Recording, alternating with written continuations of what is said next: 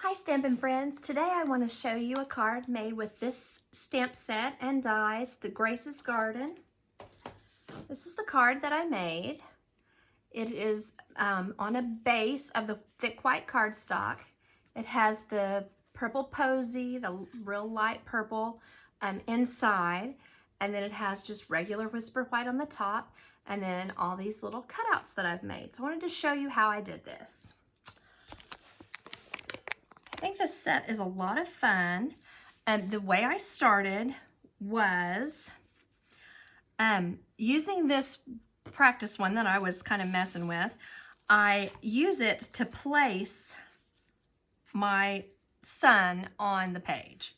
So then all I do is just kind of eyeball it and then slide this out. And then I used Pineapple Punch because I liked how light it was, more so than Daffodil Delight. And then So Saffron is kind of muddy. So I put this in the middle here, trying not to move it, of course. And then I used another cutout, which I did with my Big Shot dies, and to put an edge around this with Pool Party. I just kind of wanted to make it look like a little bit like the sky was kind of hazy and light right around the sun, like it had been lightened, you know, like really, really light blue around the sun because of all the light. So I just kind of very lightly go around the edge like that. Maybe a little bit more. That's with the Pool Party and the Sponge Dauber. And then I go back in. I guess I should be closing these up and getting them out of the way. And then I will probably use the Pool Party again. I also like to use the Balmy Blue and just kind of go across the bottom-ish area at the horizon. And then for the grassy area, I'm going to use the Granny Apple Green. And I'm not really sure why this looks a little muddy. I'm not sure if it's that I'm using a heavy hand or what it is, but you don't necessarily, as you can see on this one, which is my example for later when we're assembling the card, you don't really have to put make the inside right in this area. You don't necessarily have to do a fabulous job right there. The main thing you want to do is do in about 1.5 inches to 2 inches on each side, because that will actually be seen on your finished card. So I may have to learn to do that video speeding up thing on this, because this is a little bit tedious. So you want to be sure and get your edges nice and dark so it'll contrast with the white of the pergola or arbor, whatever you want to call the little arch that we're going to put our roses on. And then I'm also using some Seaside Spray, which is nice and light and smears nicely. That's what I'm enjoying about it, is it makes a nice smear.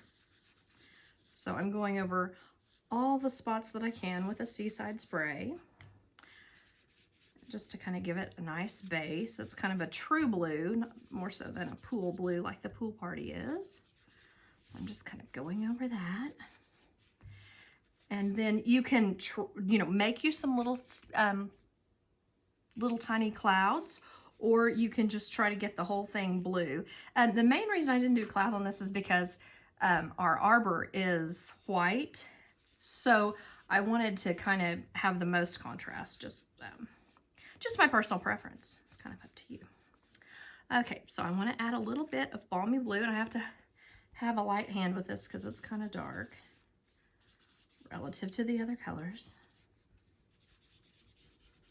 Just kind of want to do some filling in, and it's kind of a stormy sky. Not really what I was going for, but it happens sometimes. Just kind of blend that together, and you'll save time and ink if you don't go right in this part, but I don't know exactly where it's going to be, so I feel like I want to go ahead and fill that in. I know that the green is not going to show, but with this I kind of want to fill it in. I like to put a little more pool party because I need, I think it just kind of lightens it up a little bit. A little bit of green kind of gives it a little, and then around and around and around this, just to kind of create a, kind of blend those together. Got a little bit on the sun. I can take a, some kind of sanding block and get, if the color gets too dark on the sun, what makes it look green, and just kind of sand it off. Okay, I'm gonna go back with a little bit more of the Seaside Spray just for a little more blending. Make sure that all my edges are nice and crisp. Don't have very much white on them. And then around and around and around this again. There. And that's how I did that. So you can see that's a super simple thing that won't take you a whole lot of time. But I think it just kind of adds. I like the idea of the sky to be in the background of the garden. So that was my idea on that. And then on this, I wanted to show you that the way I ended up doing it was I might have a little bit of an edge right here. But if I do get it like that, I can just clip that off pretty easily. So then from this point on, I'll be using this one. And then what you do is cut this. Okay, this is what we use. This is the die we use to cut out our pergola and gate. And then this is the die that we use to cut the hole. So we cut it into the thick Whisper White and into the piece that we're going to use on our card. So once I've done that, I am then ready to stick this piece onto this piece with, whoops, let me reach my snail real quick. Okay, with my snail, I'm just gonna put it in the corners and down the sides. And I wanna get this lined up fairly neatly on here. So I've cut it, oh gosh, okay, gotta be careful. I have cut it, I may just wanna stick it to my shirt so it's not quite so sticky. So there's that. And then I've cut this to the base layer for this. So I wanna kind of be sure that I've got it lined up the way I want. Okay, so it's got an edge around that side. But it's not going to matter as much because we're going to we're going to cover it with the pergola. So it will be kind of forgiving on that. You'll see what I mean in a second. So when we put this over here, it will cover up slight imperfections in it. So I am going to go ahead and leave the gate stuck together as I go ahead and put this on, because I think that helps keep it straighter, because you know, having a solid piece will help keep it straighter as we put that on. And what I used to put this on and give it dimension was the these adhesive strips that are in the catalog. And I like the way that they're sticky and then yet they stay kind of where you need them to be, and you can just kind of curve around the opening like that. And they're a little tiny bit long. So I keep these scissors as sticky scissors, so anyone that you could like designate as a sticky scissor is kind of nice, because then you don't have to worry about making your other pair of scissors yucky with your adhesives. I use them to cut apart dimensionals or anything. So then I'm going to look on the back of this and see if it makes sure that it looks neat, or as neat as possible. And if you have any overhang of adhesive, you would just want to be sure and use your embossing buddy to take the adhesive off. So then now, I'm pulling this off of here. It's surprising how simple this is. And you wouldn't need to do this if you were using a solid layer like the way it is in the catalog, how it shows the brick wall instead of the sky background.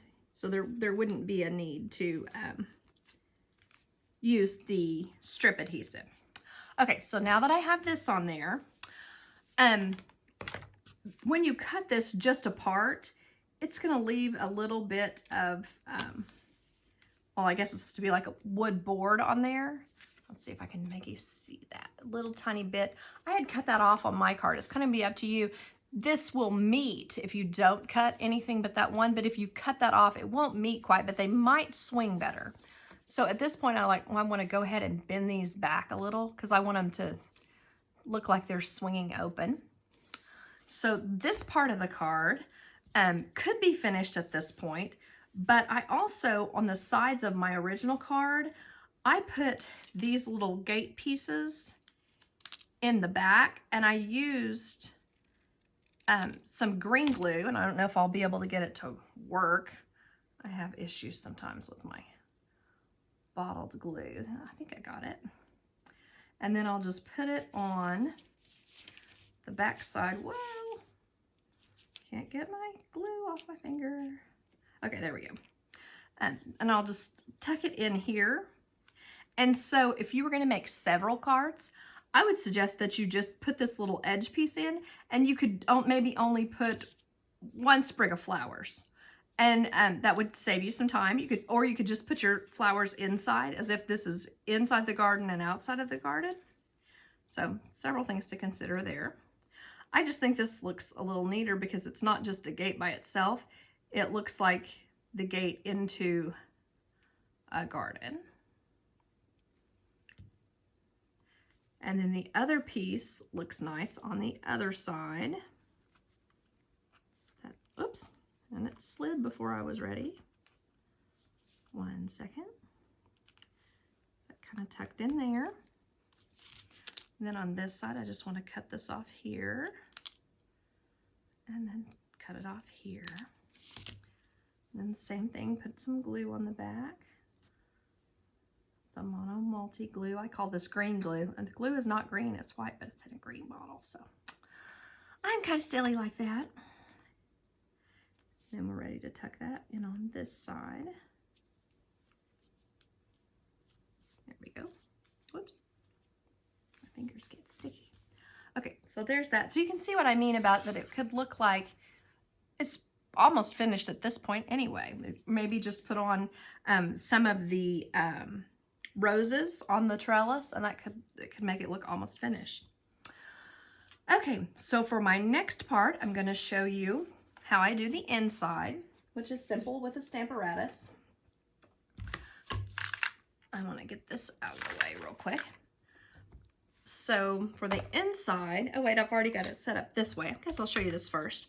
Won't matter.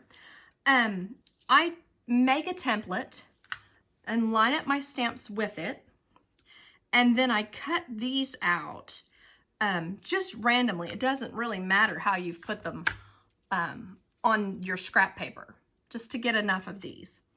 Now for my card, I need one of the big pieces per card, but then I need 2 of the roses per card. And then I'm gonna need 2 of these, the daisies that I colored yellow, and I'm gonna need 2 birds. And I didn't use a cat, but there's plenty of room if you wanted to put a cat. It would be no problem. Let me find one. There we are. So, got those in there. Now, one thing this does is you kind of only have one chance because you're going to pull these up when you've stamped them. So what I mean by that is they need to be well inked. Normally, a good thing about the Stamparatus is you can go down and back up and down. You know, if it's not to your liking on the level of ink, you can just do it again. But on these, it's going to stick to it and it's going to pull it up. So that's not going to work as well. So I want to try to get as much on here as I can. And then stamp like that. Be sure I've got everybody.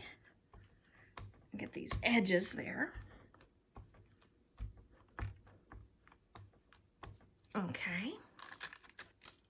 Then you can see that I've gotten, some of them are stuck on this side and some of them are not, but I can just pull these off and the ones that might be stuck down in there, I can take out.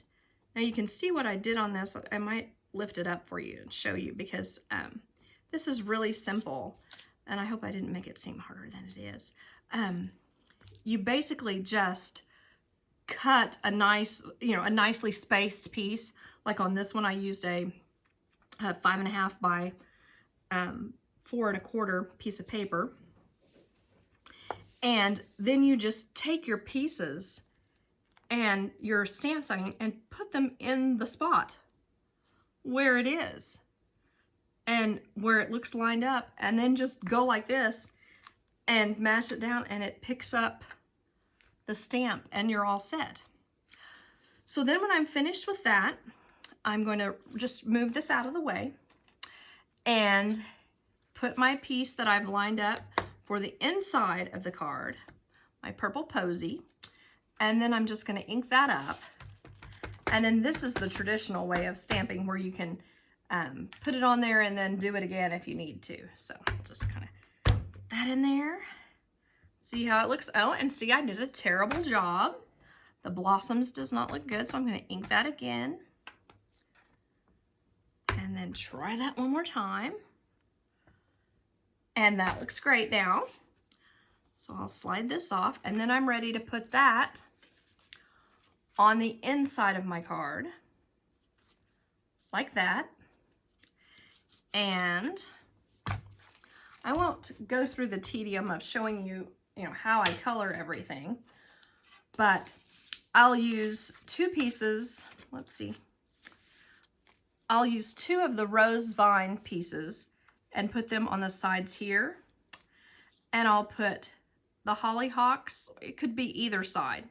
The hollyhocks could go on that side or this side. And you can see there, I don't really need those pieces if I'm going to cover it up. But I could also choose to put my flowers on the inside, and that could be really pretty. So there's a lot of choices that you can make of, even if you just do it the same way that I did, of ways that you could put your bird up here. You could put it, I put mine in my original card on the swinging gate. You could also just put a few little flowers down here like this, and then you would still see this and the flowers. I colored my flowers in the original card yellow, but if you were only going to put this, you might want to color your flowers, your daisy shaped flowers, maybe a purple posy or something like that. But anyway, I appreciate your time. That was a 20-minute video. That was a little long, so sorry about that.